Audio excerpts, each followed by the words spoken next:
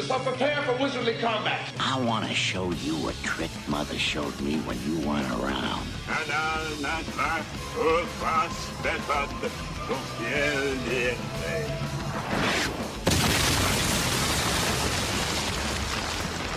Welcome to Spellburn, a podcast covering the Dungeon Crawl Classics role-playing game and old-school adventuring. It's time to party like it's 1974.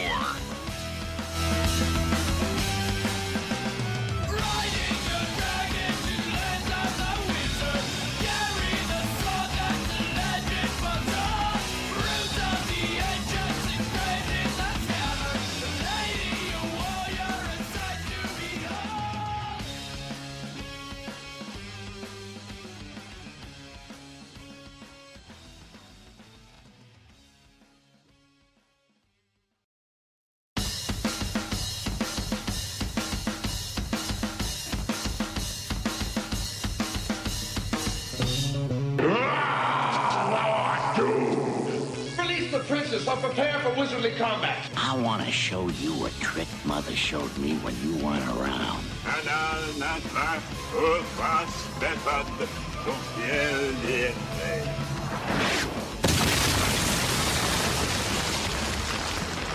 Welcome to Spellburn, a podcast covering the Dungeon Crawl Classics role-playing game and old-school adventuring. It's time to party like it's 1974.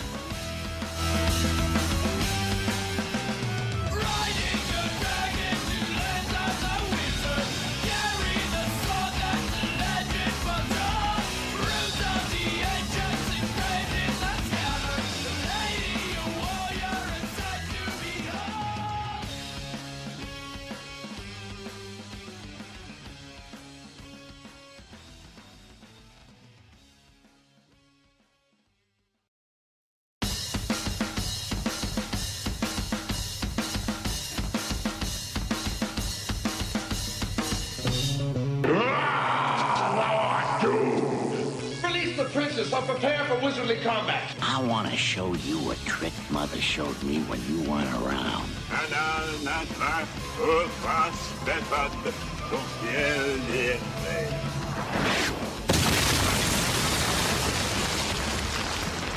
Welcome to Spellburn, a podcast covering the Dungeon Crawl Classics role-playing game and old-school adventuring.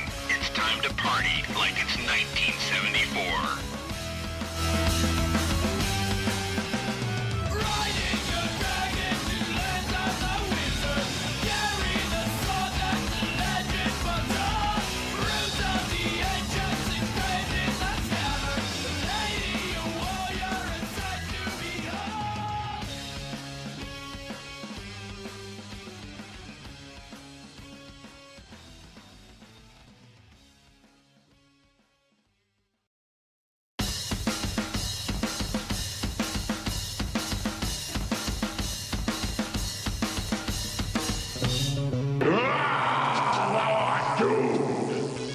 Princess are prepared for wizardly combat. I want to show you a trick Mother showed me when you weren't around.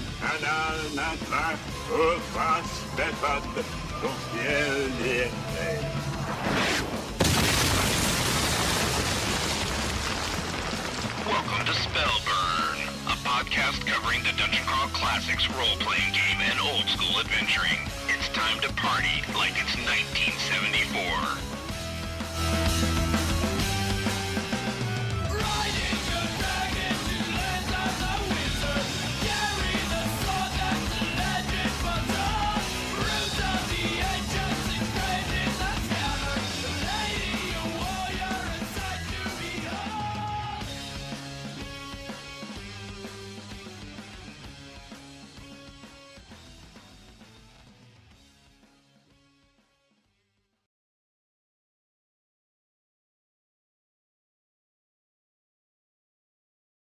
In the room, DCC RPG is more popular than ever, played worldwide, being played on a football field in Indianapolis at GENCON. And meanwhile, the 5th edition of the world's most popular RPG is probably more popular now than D&D was at its heyday in the 1970s, especially with the kids. At least that's what all the parents of the kids tell me. So, what does this mean for DCC RPG and for Goodman Games acolytes? How do we leverage 5th edition's popularity for DCC? Well, what's this 5th edition fantasy line all about? We're lucky to have a dweller of both worlds, Alex Kurowski, with us tonight, and we'll talk all this and more on the first Spellburn of 2025. I'm Yes. Judge Julian, and with me I have our judges Judge Jen, Who is muted? Yep. Good evening, everyone. It's a great start for the week. and Judge James, Salutations and Happy New Year. and Judge Alex. Sometimes judge, sometimes game master. It just depends what Ooh. world I'm in, right? You got Fair two titles. enough. All right. They don't say Dungeon Master anymore. They only say Game Master over there. I think when it comes to the Goodman Games products, I can only say game master. We can't use Oh, that other word I officially. see. Is I it like an see. S&M thing where you just can't No. be a dungeon master No, anymore? it's because it was copyrighted in the cartoon. Okay. Anyway, Okay. we're already doing tavern talk and we're not even in the tavern. So we're heading straight over there in 5.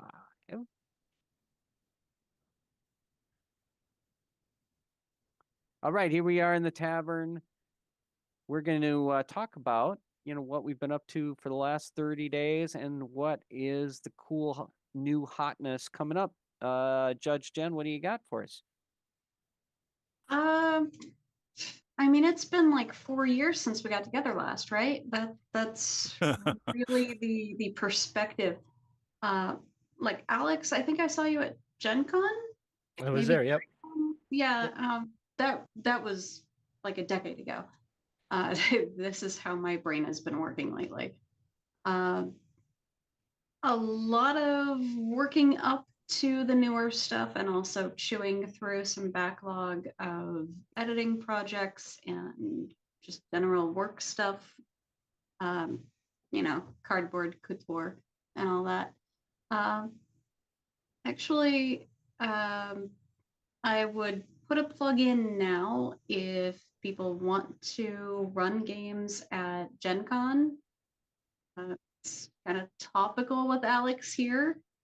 We've got a lot of things where you could play right up alongside Alex and a lot of cool stuff. So hit the Goodman Games website, look at the link, see all the stuff we're looking for judges on. And even if none of that strikes your fancy, you can enter your own. We've got the next week before early submission runs out. Do you Judge. know if there's going to be like a tournament? There's always something percolating at the Goodman Games. There will be an X-Crawl tournament. There will be a DCC funnel challenge. There will be autograph sessions, actually part of our schedule again this year. There will be DCC organized play. There will be 5e organized play, and possibly also a brief, like 1 hour intro to DCC for some folks who don't have a whole time slot to spend with us. So X-Crawl again? I mean, they just did X-Crawl last year. So X-Crawl tournament again? Different tournament? Different tournament, yes. Oh. Different tournament organization team too. It's a tournament, right? It's like made to be a tournament. So Sure. yeah. All That right. makes sense. Maybe they're all going to be X-Crawl. Maybe it's all X-Crawl all the way down now. Forever. Which, Well, for the tournaments probably, but there's this tiny little place called White Rock that we're going to be delving into for organized play, and oh. Sure, Alex knows nothing about it. Now that's why I'm like, why are you asking me first? well, you were alluding to Alex, so Alex, I'm going to hit you next. What is going to go on at GenCon? What's all this GenCon White Rock Alex stuff I hear about? Yeah. Well, I was lucky enough to be a part of I don't know if it's kind of like last year was like the unofficial launch of organized play for 5e, and we did a number of adventures, kind of delving into like the early levels of Castle White Rock, and we did that.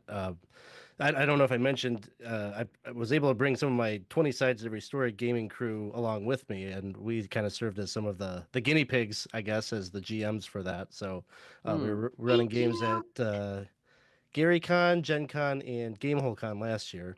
I believe now this year it's kind of like the true launch of all things Castle White Rock, and so there's going to be adventures not only for 5e but also on the DCC side, kind of running in parallel with one another. And so I believe the goal this year is 4 adventures, one at each of 4 cons. So it'll start here in March at GaryCon, and then I believe the plan is Origins, Gen Con, and then closing out the series at GameholeCon.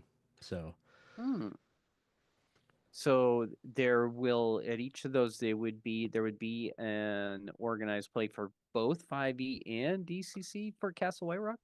yes, that is the plan. It'll be like on the opposite side, the converted version of the module. I believe I could have this detail wrong, but I think at GaryCon there's actually going to be a level 0 funnel that is related to Castle White Rock, but I know less about that detail. Exciting.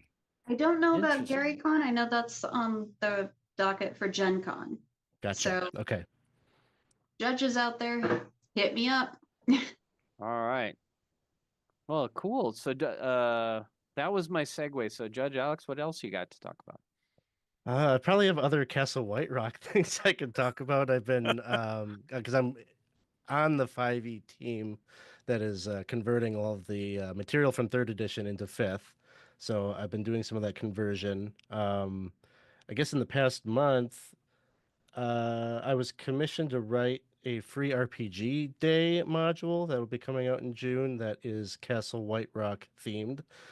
So I've been running through some play tests of that, and it's been going really well. So that's been a lot of fun. So you can Now, is that 5e or DCC, or is it both? Or is it going to well, be it's both converted to one or the whichever? it's kind of going to be both. So basically the format is going to be very similar to, I think people are getting their Dungeon Denizens right now, and so the 2-page dungeon delves that people are getting have sort of this writing style that incorporates both, and so it's it's going to be very similar to that, where there'll be kind of a guide to how to run checks based on the system that you're in. You'll have both stats for like a creature, for example. Both the 5e and the DCC stats will be included. Interesting. Okay, I like it. Do you guys ever make the DCC monsters fight the 5e monsters? Like We like should. doppelganger style? Like who's gonna win? You could do that. It would be a flail snails game, technically. Okay, interesting.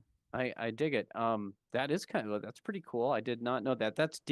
Sorry, Alex, did you say that's the free RPG day adventure? Yeah. Yep. Okay, cool.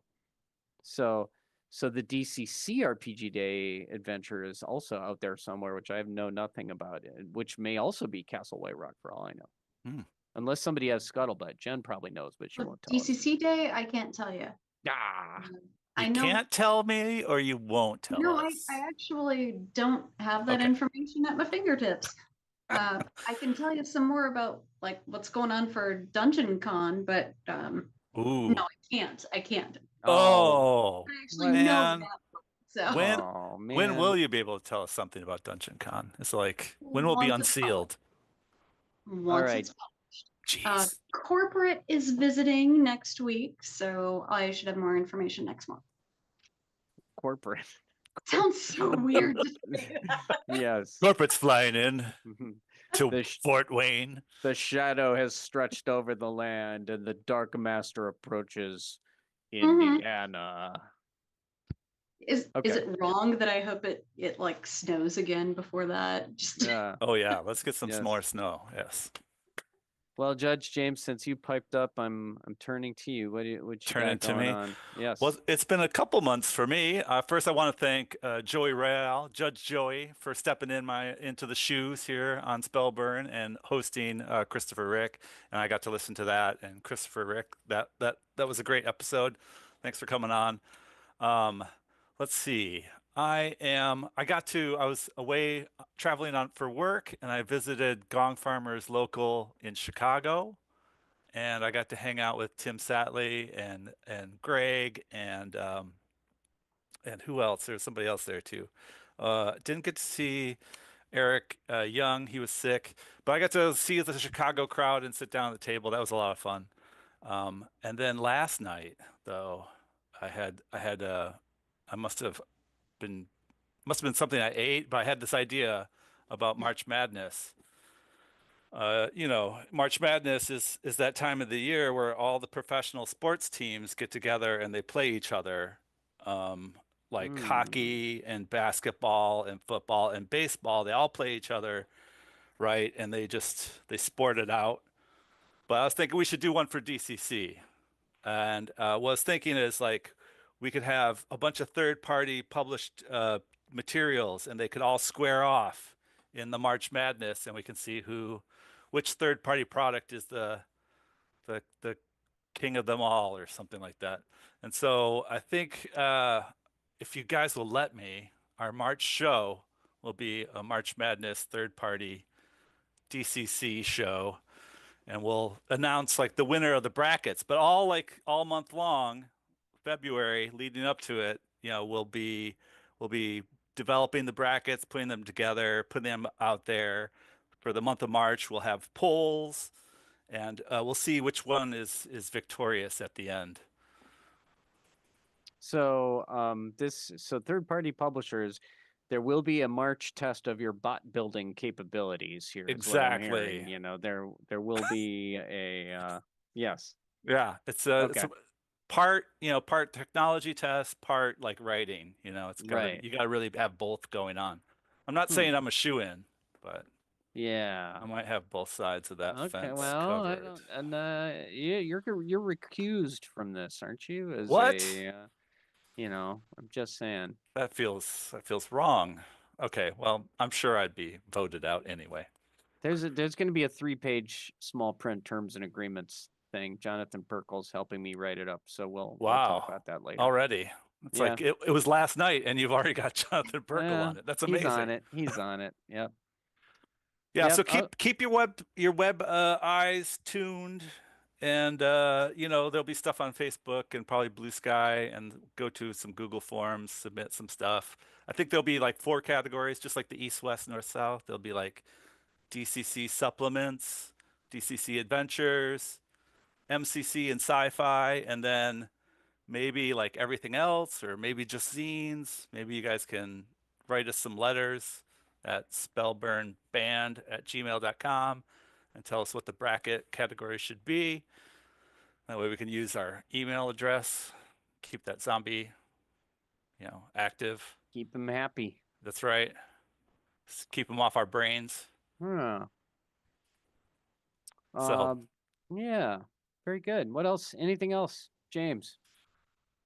oh, I don't know. I think that's enough. I mean, I got to play some games, like I said, in Chicago, and of course, Netcrawl's chugging along, and gaming with the local crew too. So Don Stroud, among others, here in Ipsy. Oh, very nice. I'll pour myself a beer and just say I've been working on a little homebrew system that I actually played last night and had a lot of fun with it. I decided to write a one-page homebrew system because I'm too lazy to read any more rule books ever. So it went pretty well last night. I think this might be an approach for me going forward. But anyway, I retroactively I still love games I already know. I just may not be willing to. Anyway, that's just my slothfulness, I guess. There's a lot of games. There's a lot of games, and some of them have so many pages. and the pages have so many words. And Mm. meanwhile, like there's Tolstoy and stuff, right? So Oh, then yeah. I'm kind of like, since we all sort of know the same 80% of the rules already together anyway, maybe there's an easier way. So anyway, I was just playing around with that idea. And getting ready for Con of the North in February, Gary Con in March, and I am going to North Texas RPG Con in June.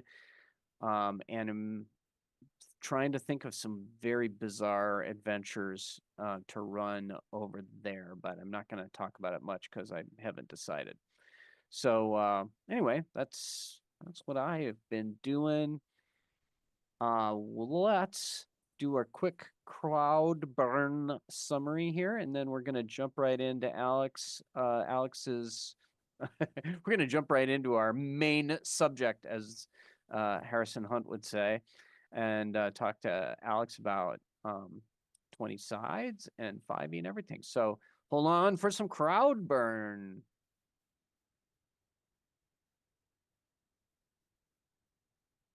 All right.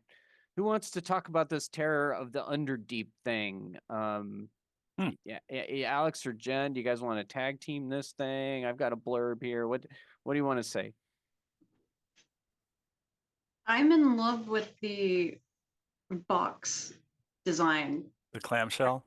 Yes, as opposed to the typical boxes.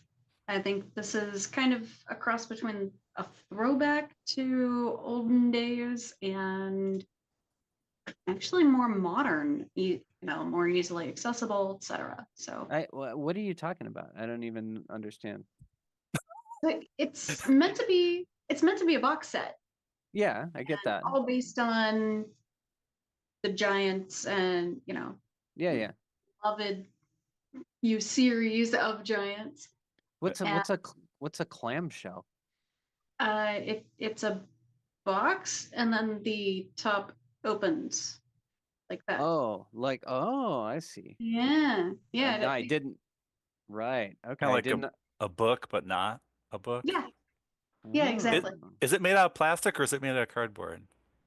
Probably card or chipboard. Mm-hmm. Probably.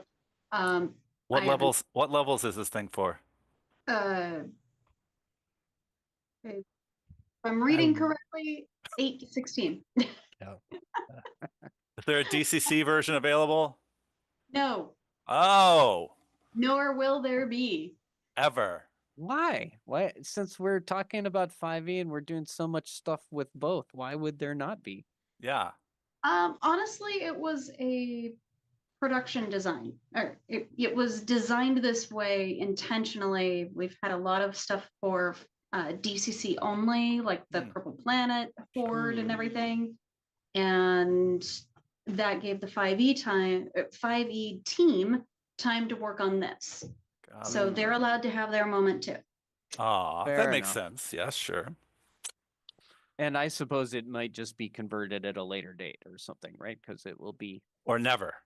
I wouldn't hold your breath. I'm sure Elena can post a link in there for us because sometimes the YouTube chat eats links that we try to share. But I can also say that you've got 3 ginormous miniatures in there, which is a contradiction in terms. But there's 3 really cool minis, and you can also spy some 5e conversions of some of our favorite modules, including Sailors on the Starless Sea. Right. I saw they're doing that's pretty cool. There's like 3 of them that they're doing. Is that right? From what I recall, yes. I'm not actually. Which Sailors? I think the Lost Vault of Cesar Row, if I'm pronouncing that right, is one of them. Okay. So a 3rd edition one. A 3rd edition, yeah. Yeah. Idols of the Rat King, maybe? Is that the other Idols one? of the Rat King. Idols of the Rat King, yeah. Cool. Oh, that's cool. Well, is this the first thing from as far as a DCC adventure that's been converted from DCC RPG into 5e? Actually, Sailors. I think so. I think so. Yeah. There's been some of the third edition line has been converted to 5e, but I think it's like the first of like the DCC, yeah, as we know Yeah. it now, I line. can tell you that some of the Caverns of Thracia projects went from 5e to DCC as they were working on it. So But it's that's one of behind the scenes. That's not released big material. names, but yeah. Okay. Well, it sounds pretty cool. And I gotta say, Jen, right? The bad guys are giants, right? It's all a matter of perspective. Well, okay, fair enough. Bad guys just means, well. So we have both ginormous miniatures and miniature giants. It's like it's a two-way oxymoronic thing. Anyway, okay. What's Are they next? gonna put the giants in a clamshell too? No, the clamshell will be absolutely jam-packed with all sorts of stuff. I just visualize a big clam opening Yeah. up and then all these which sounds super cool actually, especially if you have like a remote control on it or something, or like a voice activated thing. Yeah, no, we need a deep sea storm giant. And a big That's what I was gonna say. We need a clamshell sea to giant show us. riding in a clamshell. Right.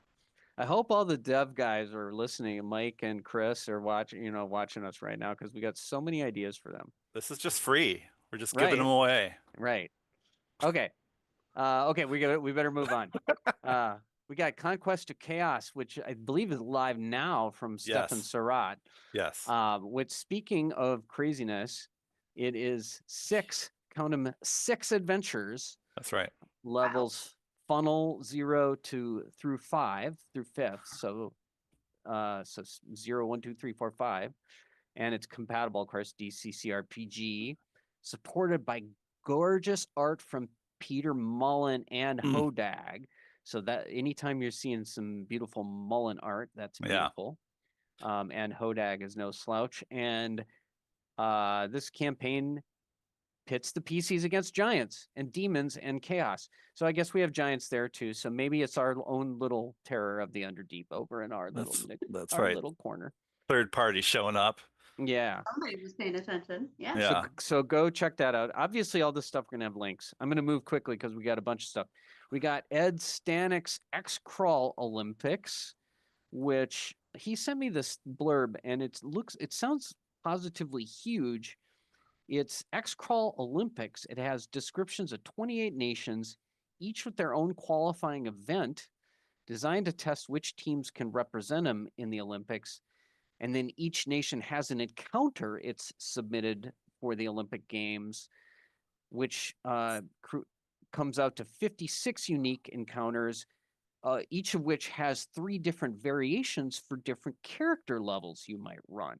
It's a really complex Eurovision. Right? That has a lot of more blood, probably. And maybe Eurovision should have more blood, though. Honestly. I mean, so apparently, and then it's very modular. So apparently, you could just do a Southern European crawl or a North African crawl. You could do like a regional if you wanted, apparently, or whatever, right? So that could be cool.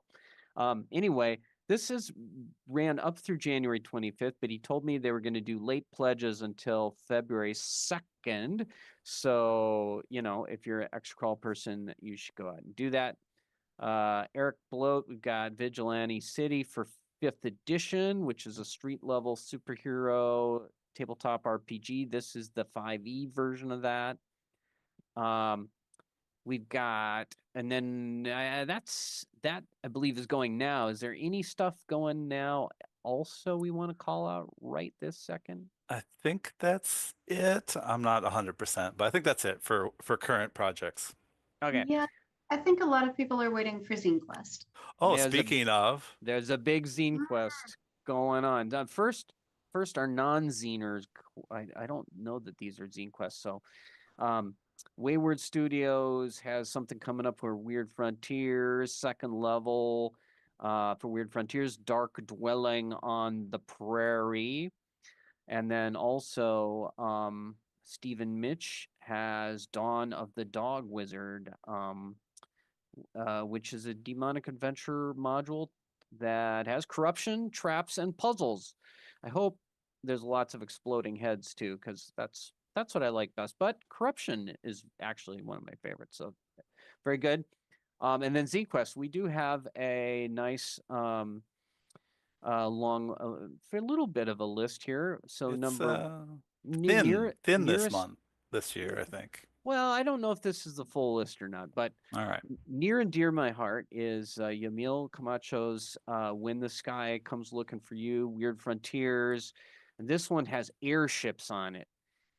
So I think that this might be a first in Weird Frontiers. There's a loan shark luchador who is hiring the PCs to track down a debtor. And, you've got to actually it looks like you have to escape. He says, can you escape in time? I guess that's escape the airship, which sounds really deadly and fun because there's so many ways you can die in that scenario. 40-page zine adventure for level 2 characters. That's and a big then, zine.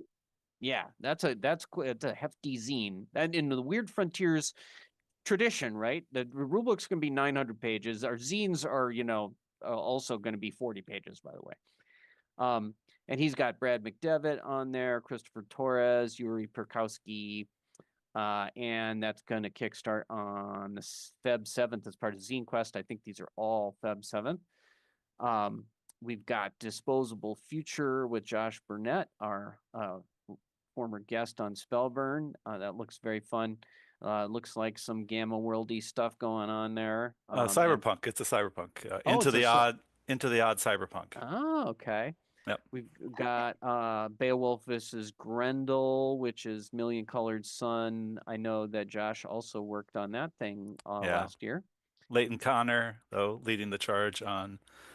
I think this Kickstarter said it was a rewrite off of another system. I don't know. Into Million Colored Sun, which is their current kind of play toy.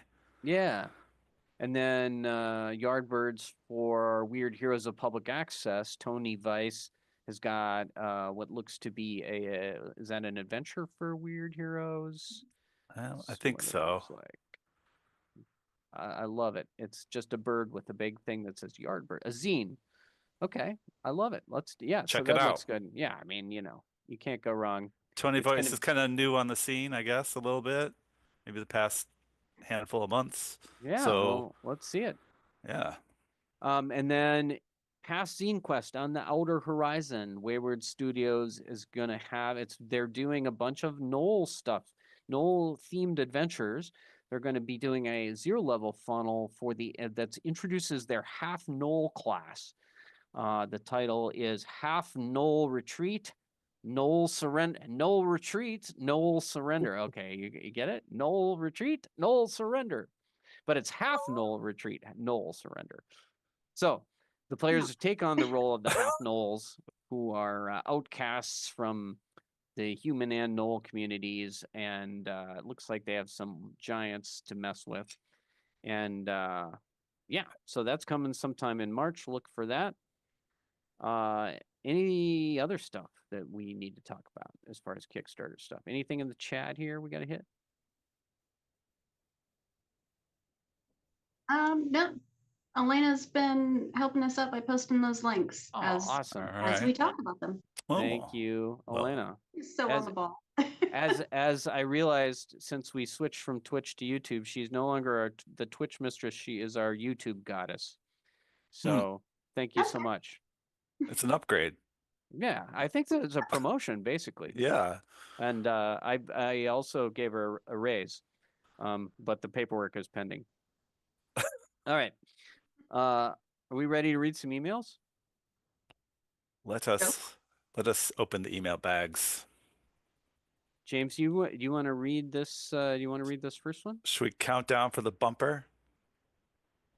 Oh, emails. We have an email bumper, don't we? Mm-hmm. Do we know what we're doing? No. No. All right. Read it. There you go. Did it. All right. First one is from Steven Mitch. I don't know. Yeah. I got it right? Wow. That German came in handy. This is for Alex. I play in a 5th edition campaign, and we will be wrapping up our current arc in about 2 months. We have a thief in the party, and her side actions were always the most fun, in my opinion, even when they didn't involve the rest of the party. Love my DM, but she's pretty tied to the wizards of the body of water stuff. I guess that means the coast, Yes. which isn't really technically a body of water. Well, Whatever. Can you give me a good pitch to sell her on against the Thieves Guild for our next arc? Ooh. I really want that to be our next adventure, and I'm trying to sell her on switching systems to DCC, and I think that the book might be a good transition. Planning on giving it to her for her birthday in February. Lay it on thick, Alex. Well, so just to give the context here, we'll talk about it more later, but Alex has He written wrote the the Against the Thieves Guild for DCC. He also is a 5e guy. But that's why he is saying, Alex, what about Against the Thieves Guild particularly? well, I am a terrible salesman, but I'm gonna give it a go here. Do it. Well, first of all, thank you so much for the question. As I'm a pretty new designer, so to be asked anything about something I wrote is pretty remarkable and a very cool feeling for me. So, yeah. So Against the Thieves Guild, I guess if it sounds like your GM really enjoys narratively rich adventures, and I think this one comes with a backstory that might hook them in. It is an adventure that is basically the the dungeon is the product of these two rival thieves guild members. That there's a lot of drama, and it manifested itself in this dungeon that one created to try to trap and ensnare the other. And so as you progress through the dungeon, there are a lot of like magic mouth spells and messages from the designer of the dungeon to the person that they are trying to ensnare, and you get little drips and drabs of kind of what happened between them, and the backstory of the dungeon kind of unfolds as you are playing it. But as adventurers, you have to deal with the bizarro, sometimes deeply personal traps that were laid by one for the other. And they start out fairly, it's like old school tradition, right? Like it starts out easy and it gets harder as you go. And in the design of this, it starts out to try to humiliate you in the beginning, but then as you are progressing through and you're beating the traps, okay, the playtime's over, let's just kill them, right? So there is a dynamic like that is happening throughout. So you mentioned you have a thief in your party. You don't necessarily need a thief to complete this adventure, but it sure does help.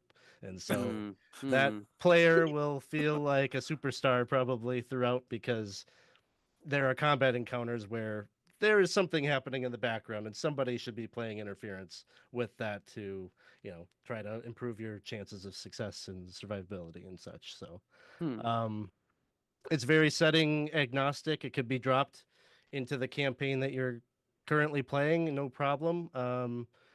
The whole reason why the adventurers would go to this location is to try to find a MacGuffin. There's a suggested MacGuffin in the adventure, but your GM is encouraged to swap that out with something that's more relevant. It really doesn't matter what it is that got them in there. Once you get in, then things are progressing, and you're going to have to deal with the obstacles that come forth. So, Brilliant. Well, I think that nicely done, Alex. That sounds good to me. Anything else, James, Jen, on this one? I think buying it for her birthday is the perfect way to put it in front of her. Very nice. Very nice. Nicely done. All right. Well, thank you, Judge Stephen. We're going to go to the next one from Judge Brian McKay. He says, aloha, judges. Happy belated New Year from down under, outside of Brisbane, Australia, the home of the newly formed Gong Farmers Local Chapter 27 South, the Combat Wombats, which I like. Go that. Wombats. We started 2025 with running a DCC open table at our fortnightly game nights, greeted with much enthusiasm and not too many character deaths, questions for the esteemed panel. Number one, how do you handle situations where PCs attempt to help other PCs accomplish tasks, such as holding a door shut to prevent a gang of zombies from entering the room? I'm curious if you treat this as letting one PC roll a check with one die higher on the dice chain, or perhaps working it out narratively. Let's just handle that question and then move to the second question. So, I'm gonna say I'm going to generally let you do one or two dice higher on the dice chain, depending on, how many people are involved and what's the tactic or strategy that they're using on that, holding that door, that kind of stuff. That's generally probably what my first instinct. I don't know. Do you guys have other thoughts? I think another way that I've handled that before is, for each person is helping, maybe give a +1 or a +2, depending. I'd start with +1, and then someone's going to be like, "Oh, I got a 17 strength." Okay, you get a +2 for that one. Yes, there's always somebody who's milking it, but my occupation is low. door holder, like, Yeah. oh, come on. Yep.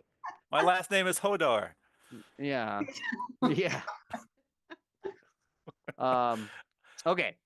I'm gonna move on. Last remarks. Okay. Number 2. Judge Brian continues. I've run several classic Goodman DCC modules as part of the open table, but I'm looking for some shorter adventures that I can run in 2 to 3 hours in case we're crunched for time. And to, so that, yeah. What adventures would you recommend? And he says, I'm eagerly awaiting the 2-page dungeon delves with my Dungeon Denizens books, as I think these be fantastic material to use. Yes, I think those delves are exactly what you want.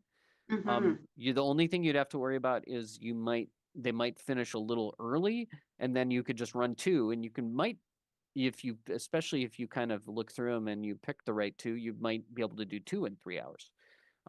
Or enough of 2 in 3 hours, if you know what I'm saying. So I think those delves are a good one.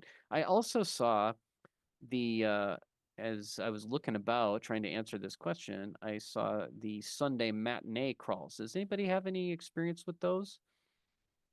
No, but Christopher Rick has a bunch of short adventures, I think, that he was doing at one point, that are probably offered through Drive-Thru RPG. And I want to say maybe Stefan Surratt got into this too, of doing these smaller dungeons.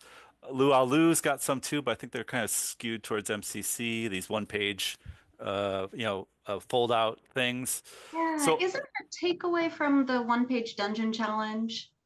I mean, if we're being honest. yeah, I mean that's kind of some of this, right? And that was like, good Lord, 2015 or something. Sorry. So I had just seen in the Goodman newsletter that there were these Sunday matinee crawls, that he's calling them casual dungeons, and the first one, 3 casual dungeons, is 3 standalone short dungeons that can be dropped in any campaign when the party needs a little bit of experience before facing their next adventure. So there's 3 more volumes of this, and I don't know if they're also short ones, but this one that is 3 casual dungeons sounds pretty promising for that as well. The Purple Planet had a bunch of drop-in stuff too. It was all skewed for Purple Planet. Those little ones, right? Yeah. Yeah. That's correct too. Then they were like kind of 2 to 4 encounters, pretty short little things. Yeah. Those could be reskinned for DCC, I think. Yeah, that's true. Possibly another place to mine adventures would be maybe the yearbook. I think the yearbook always has some kind of a short adventure. Yeah. All those giveaway quick rule sets and stuff, those adventures tend to be shorter. So like Abbott in the Woods and Caesarcan, all these little short ones that appeared in the back of those books. Are those kind of collected up? Some of them are inside the Chaos Rising, and then maybe some others. Which is coming out later this month or next. Yeah. What was the name of that again? Forgotten Dangers. Forgotten Dangers. Okay. Yeah, well, those are generally supposed to be kind of a 1 session thing, but you could probably, do them in 3 if you just shaved it off a little bit and were super efficient, ready to go. Okay, good questions. Thank you, Judge Brian, who also advised me to try Promite instead of Vegemite, which I thought was interesting. So I'm going to have to look into that. All right. Thank you, Judge Brian. Last one from Judge Tony. Do you want to read this guy, Judge Jen? Got it. He starts with Judge's Day. My question is whether anyone has put together a style sheet or some sort of guide to convert 3 or 3.5 and 5e to DCC. Something that could make the process more streamlined and take less time. Have any of you done this yourselves? What are your thoughts? Thanks for Tony. Raven Crow King. He has one. He has a. Does he have a 5e one as well? I'm sure he has a 3 one. It's a 3, for sure. I mean, Alex, how much different would it be to take a 3.5 kind of guide? And I know the math is so much more bloated in 3rd edition that I don't think it would work probably. Yeah, but I don't. 3.5 was like you had all the stats for all the creatures and all that stuff and all the math. I mean, it was the same. Judge James is suggesting we convert a conversion guide. I just want to point this out. I think it opens a rift in space-time. Thank you. And the phlogiston comes out.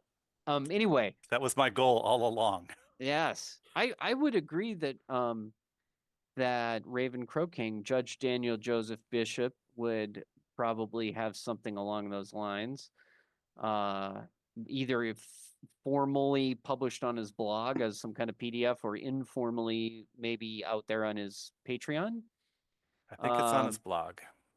So I would say highly, sorry, this is the last email we got, and I probably should have done a little more homework, but I would say I highly would advise you to scour Raven Crow King's blog and check it out.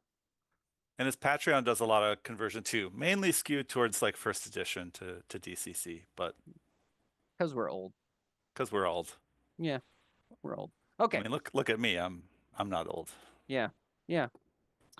We're not getting any younger. All right, enough of that. So, but the kids are playing the 5th edition thing. It's time to talk about 5th edition fantasy. What's going on? Let's start with our guest, Judge Alex. Thank you for being here. Judge Alex, why don't you give us a little, you don't have to go back to, getting Redbox when you're 12 years old and stuff, but how did you find your way into DCC and or 5th edition or 5th edition, then DCC, or how did this work out exactly? Sure. I guess it's sort of within the context of Goodman Games, kind of an interesting story a bit. So when I started playing D&D again, it was like about 10 years ago. I just like finished grad school and everything like that. I was looking for something to fill the time. And I don't know how many people know this, but my father is Cliff Kurowski, who does has been doing art for Goodman Games since like 2005, I think. Oh. So guess what we have laying around the old parents' house? Lots of contributor copies of old DCC stuff from back, the 3.5 line. So I started playing D&D, essentially playing 3.5 because I had all this content. So I started playing those adventures, and eventually started playing 5th edition once that came out, and that was the thing that I could find players for. It was what they were playing down at the hobby shop, and I was hooked. I started going to the conventions, started meeting people from Goodman Games and playing DCC pretty regularly. I think I had one con. I think Brendan was my schedule basically. And I think they had an open call for authors, writers around, I want to say like 2020. I think it was in the before times that that happened, and they were looking for people to contribute to Dungeon Denizens. And so I thought, I'd done a little bit of work with like Adventurers League and things like that at some of the cons, and so I submitted some stuff and was flabbergasted when I got selected, and so then I got kind of sucked further in, to the whole thing. So, but in all of that, I stuck with, even though I was playing fifth edition, had this love for DCC too, and have always kind of had a foot in both worlds and been trying to. I love learning new games. I love teaching people how the game could be different and experienced in different ways based on the system that you're playing. And I mean, the adventure modules for DCC are just so cool and unique and different that it's hard not to pick them up and want to run them. Yeah. Enough said. I think that so you as we talked about before, you have done Against the Thieves Guild for DCC RPG Linkmar. You've also done fifth Well, edition. just a clarification, it was actually for Grimtooth. Oh, okay. Sorry. Yeah. Is it set in Linkmar even though, or am I just totally wrong about that? No, it's not in Linkmar. It's okay. Sorry. very agnostic and no true setting that it's placed in. Okay, perfect. This caused some consternation at Gen Con because we were all looking at it. Or like, where were we? I can't. When it first started coming out, maybe this was at PAX. We're all looking at it like, what product line is this for? Because it's like nothing on it. It's just like an adventure. I feel like numbers, some of the art is very feels very Lankmar, so I could understand where that might come from. Cool. But, got it. So no, Yeah. that makes sense. So and you've also done 5th edition fantasy, I believe it's number 26, 7 Days of the Serpent God. Yeah, 25. Against the Thieves Guild is 26. So Against the Thieves Guild, I wrote actually as 5th edition fantasy, and then somehow I convinced somebody I should be the one to do the conversion. I don't know exactly how that happened, but well, that's it. I mean, how do you think it went? How did it feel for you? So being able to do a DCC conversion was a lot of fun because it's definitely something that was on my bucket list. I always knew when I wrote it that it was going to show up as DCC. So I did put some stuff in it that I felt was a little bit more DCC than, FEF maybe. So it was kind of fun to have a little bit more of the, I don't know. I would say 5th edition fantasy is probably more kind of traditional classic fantasy. Maybe a little bit more, more structure, more heroic fantasy. Whereas I feel like DCC, the sky's the limit. There's a lot of unpredictability, and you can go a little bit more gonzo, and it's not going to like break someone's immersion or whatever. So definitely with like one of the monsters I developed, it was called the Trap Golem, and so it's this thing that has like a big treasure chest for a head and scythe arms and can activate traps, and there's a whole trap room that it's placed in, and there's a random table for what trap it might activate on its turn. So like that was kind of fun to kind of be like, okay, the wheels are off here, and I'm going to design this room singularly with DCC in mind. Awesome. So you wrote that 1st and 5th edition fantasy, published it there, and then did the conversion to bring that to DCC. Yeah. Yep. I think one of the common questions I keep seeing around is like, why doesn't this one have a number? I think that's the reason, is because it was originally a 5th edition fantasy, but in the Kickstarter it got a well, they could have given it a frickin' number anyway. Okay. Exactly. No, I'm not the number guy to ask that question. Okay. But then you also did 5th edition fantasy 7 Days of the Serpent God after that then. Is that right? Prior to, because that one came out. That one actually is set in a setting. That's a Dark Tower, set in Dark Tower. So it came out during that Kickstarter. Got it. Okay, great. Got it. Okay, well, excellent. So yeah, I had seen something on Blue Sky or somebody where somebody actually had a pretty good post, and they were saying that the older Dungeon Crawl Classics, quote unquote, adventures on third edition and 4E before DCC RPG was a thing, we're really trying to capture kind of the old school AD&D spirit and feel and stuff like that. To the end, adapt that feel to the new rules. Whereas, of course, all of us know playing DCC RPG, it gets a little weirder than that, right? I mean, there's certainly a love of nostalgia and stuff, but kind of as you're saying, they're a little more open-ended in Gonzo, and is it still true with the 5th edition stuff, do you think?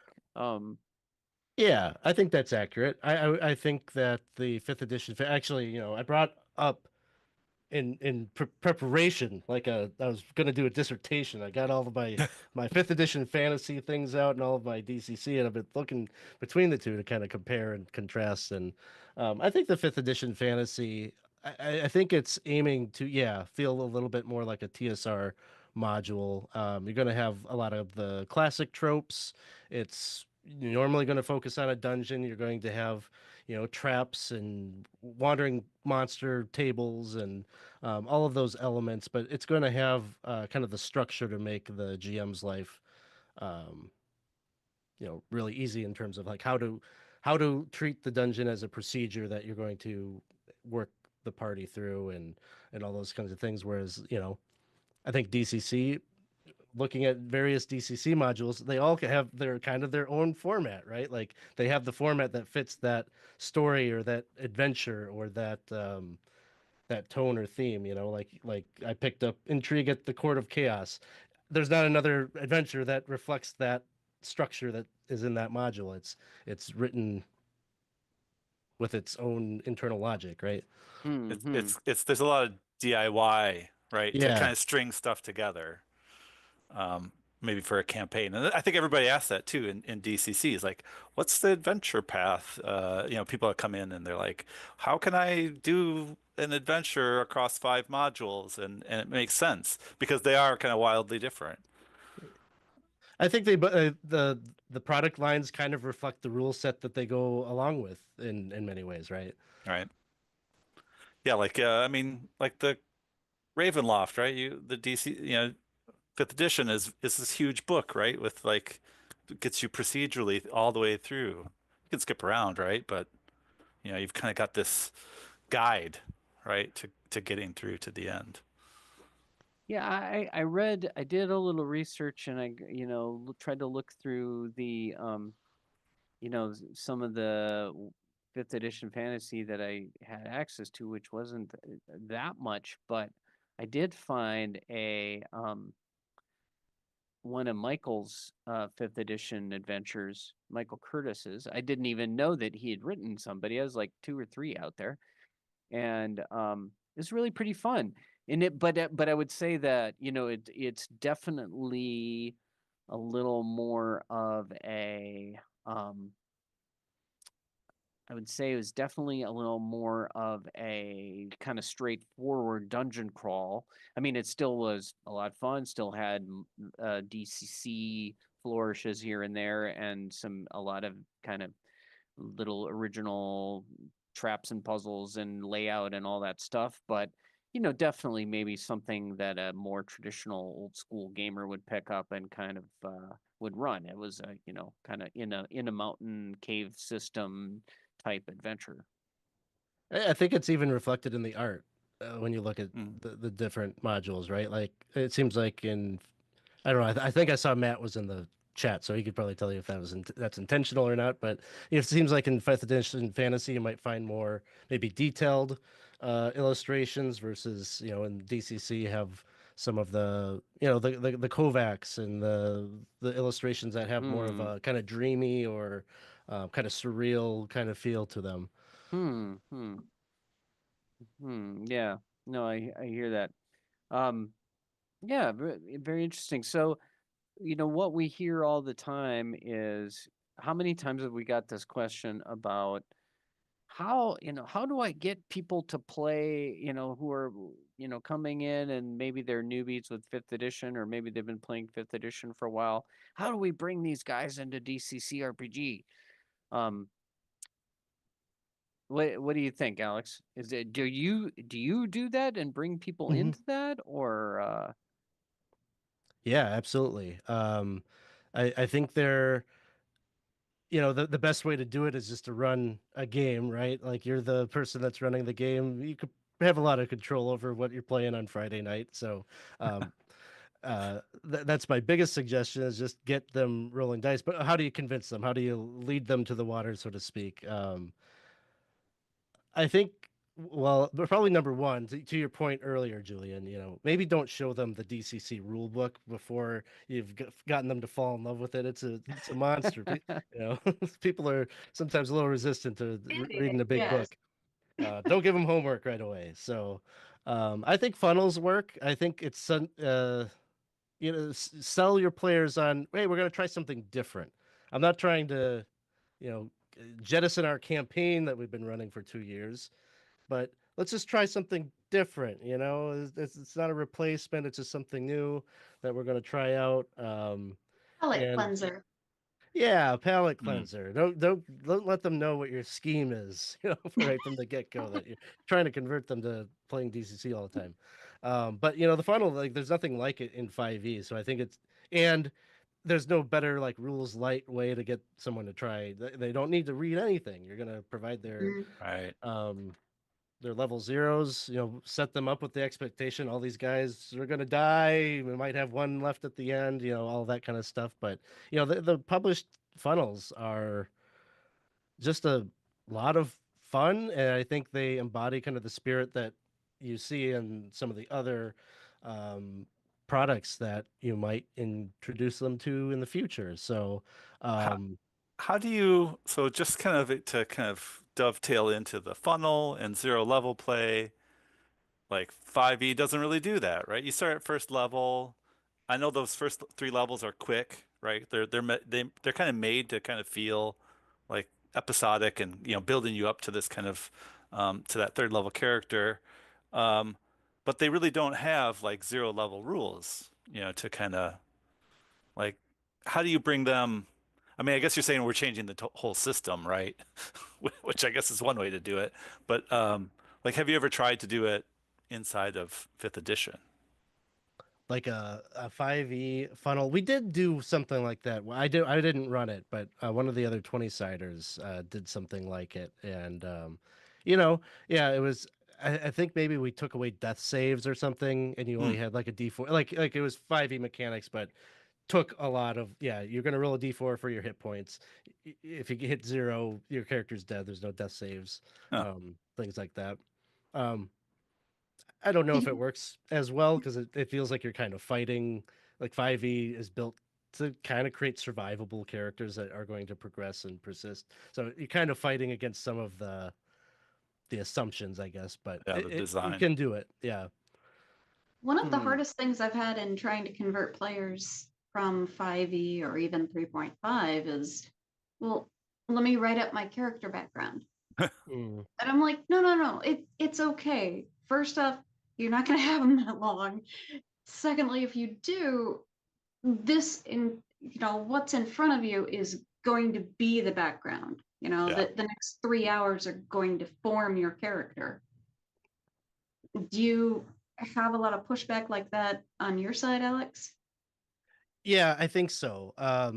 So like once you got into maybe convincing people, hey, let's do a level 1 adventure. I think that's where you're going to start to see the pushback a little bit. The idea of, so I think you almost have to, in going into it, kind of ask yourself, what am I willing to give up in the pursuit of, giving someone a taste to get them past their resistance to actually try and play the system, right?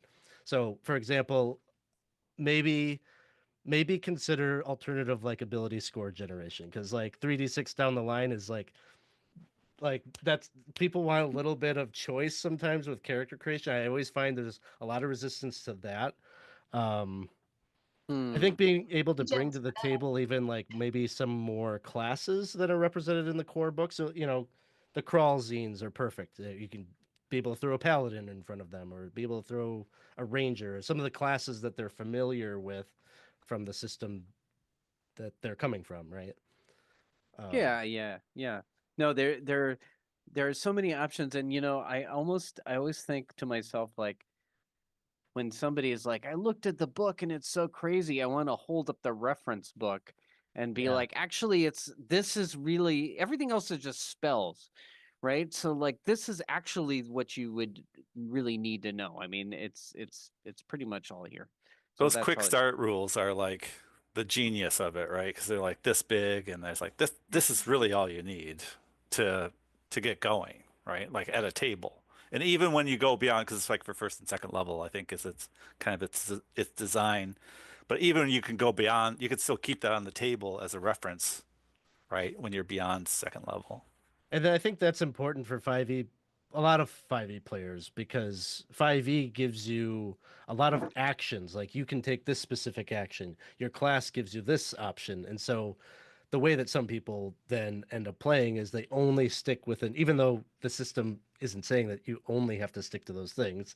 And that's where I don't know, sometimes 5e gets a little hate, I think, uh, from various groups because they think that people play kind of a cookie cutter kind of way, but some players just need like the options laid out in front of them. So if you can give them like a reference, the reference book, or if you got someone playing a warrior, maybe give them, here are some examples of mighty deeds that you could apply to a variety of scenarios, just so they have something to kind of lean on when they're like, I don't know what to do. right. No, and Right. that section in the rule book is helpful for that, for newbies especially, right? Well, Marzio's got the full book out now, and Yeah, Two of them. yeah. Sorry, yeah. right, right. And a bunch of guest articles in the GenCon books too. The yearbooks. Yep. Yeah. Yep. So there's lots of, and not to to forget about Sanctum Media, and they did a bunch of Mighty Deeds stuff too. So Oh yeah, especially back in the day. yeah. So, Alex, where does your heart lie? What side of the fence does your heart lie on? Oh man, you're tough. I wasn't. Wow. I was just gonna like smile when I said that, but you're like bringing it right in there. Good Curious knife. because it feels like DCC is where it's at, but 5e is the more, dare we say, lucrative side. I don't mean to be that guy, but I think it's different flavors for different situations, right? It's like, you don't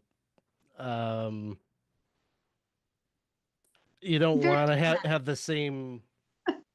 Well, I play honestly, I play a lot more 5e because it's the thing that's accessible. It's the thing that I haven't had a lot of success, I guess, with DCC campaigns.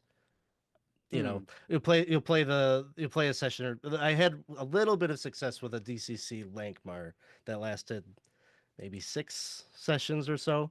So I I like DCC for the, hey, we need to play a game on Friday. You can put this on the table and get rolling dice pretty quick. And there's a need for that.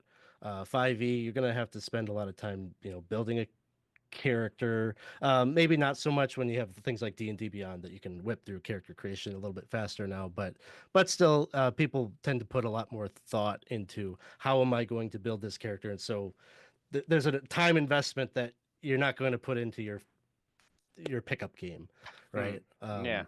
So And- yeah, it's hard to like really say that there's a preference necessarily for me. oh, very diplomatic.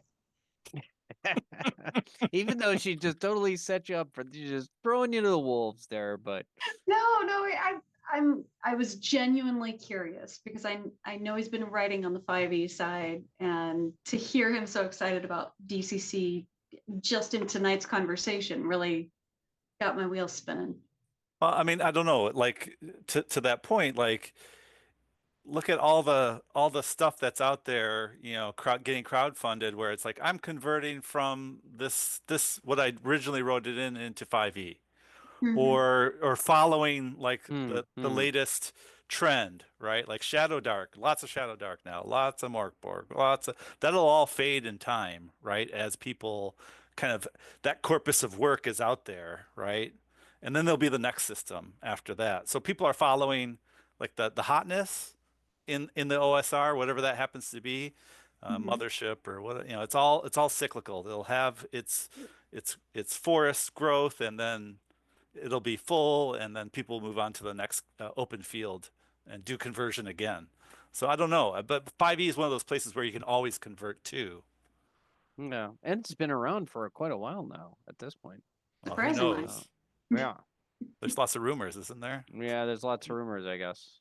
That's not what we're here to talk about, but yeah, there's stuff. I guess there's stuff out there. Alex, tell us about this 20 sides to every story stuff. Oh yeah. Yeah. So 20 Sides to Every Story is my Twitch channel, my YouTube channel. I have an actual play that's on a podcast format. Speaking of OSR, it's a Dolmenwood, if folks have heard Oh, of that. Sure. Which I have pulled some DCC in. We ran Michael Curtis's the Queen of, what is it? Queen of Elfland, Elfland. the Queen Yeah. of Elfland's son, right? Yes. Yep. And it was a perfect fit for a fairy themed weird fantasy kind of setting. But more than all of that, it's a community. So a bunch of us play games online. We play mostly 5e, I would say, but we do play DCC one shots here and there. Right now, I've got like an open call. I'm trying to get people to sponsor X-Crawl teams. So we're kind of, people that support my Patreon. I've been put the charge out. Go find players. I don't care where you find them, but you be a team organizer. You go get some players. You send me a message. We'll run an adventure, and if I get enough interest, maybe there'll be like rankings or something. I don't know. I'll come up with something, but. Yeah. So it's an actual play podcast, right? Yeah, I'd say, I don't know what that necessarily entails exactly in terms of, we're not performative. Right. You know what I mean? Like we're just playing our game and we happen to be recording it. I'll edit it so people hear the best parts of the session, and then it's not totally we're on a shopping episode or something. You probably don't want to hear that, but I'll cut that out. Just give you the summary of this is what they bought. But yeah. Yeah, cool. And you also you put me in mind of something there about the 5e versus DCC. It seems to me like once in a while we'll see people on DCC RPG Rocks Facebook or whatever, and they'll be saying, "I'm looking for players or a game in Tuscaloosa or whatever," and it's like but you probably can find somebody playing 5th edition a lot easier. And if you could, you might be able to get them to play some 5th edition fantasy. And then once you've opened the door, then you can start saying, did you know you could play a potato farmer with the pitchfork, going up against a dragon? And then you can, or do both, it's not, as you bring up, Alex, it's not a one or the other. It's a, let 1,000 flowers bloom, right? Yeah. I mean, I don't know. I see it all the time. I think the greatest sin that can be committed is to rag on something that other people love and then try to convince them, hey, do you want to try the thing that I really like? They've already tuned you out, right? So Right. Yeah. it's cool to have opinions and things like that, but maybe in service of enjoying all the things. Sometimes keep those thoughts to ourselves and just be positive about the stuff we love about the other system. It's not a DCC exclusive thing, right? It's like every alternative, Shadow Dark, every game system. There's people I think that are looking for alternative game systems. They're going to go where the community is most welcoming and positive. So, and a great judge and great players are going to make any game fantastic anyway. Right. Yeah. So, okay. Well, fair enough. Very good. Alex, it's been great to have you. Do you have any parting shots or anything you want to talk about? Anything you got coming up you want to promote? Anything else? I think the biggest thing I would say is come see us at GaryCon. We'd love to have people come and sign up for some Castle White Rock games. Excellent. Okay. Well, I think everything is out there on tabletop events right now. So you can go out and look at that. You can't sign up not quite yet, but next month, I think you can. Making those wish lists, right? Yeah. I've got 4 games out there too. So don't leave me hanging.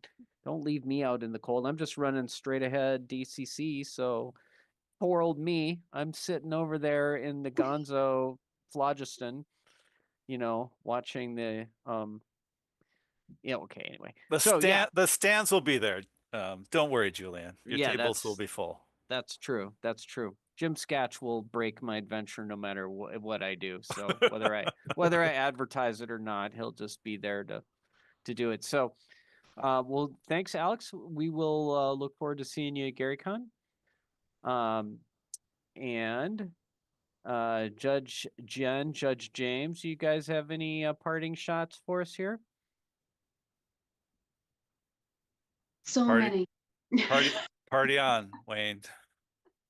Just I'm gonna just say you may have noticed our last two episodes have been broadcast on I should say streamed, not broadcast, streamed on YouTube, not on Twitch. We are now on YouTube for those of you listening and not viewing us.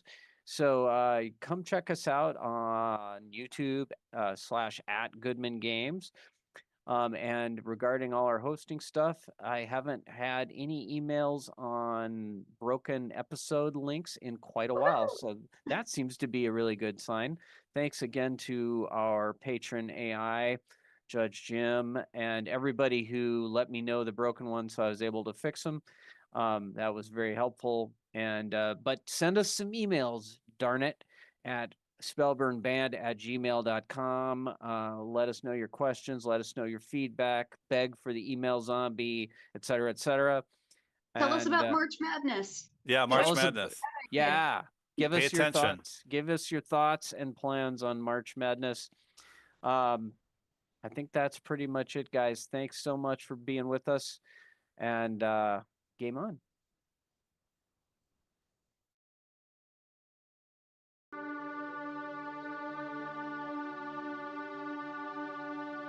Tell me now, what could it be that calls us so incessantly onward to a haunted shore?